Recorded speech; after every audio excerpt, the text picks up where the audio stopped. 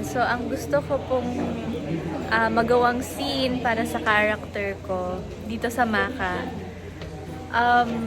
Pinag-isipan ko siya ng mabuti at naisip ko na gusto kong makaaway si Elijah sa scene. Kasi feeling ko possible naman siya since pareho kaming queen bee, medyo bad girl. So, yan. Gusto kong mag-away tayo, Elijah. Anong klaseng away yung gusto mo?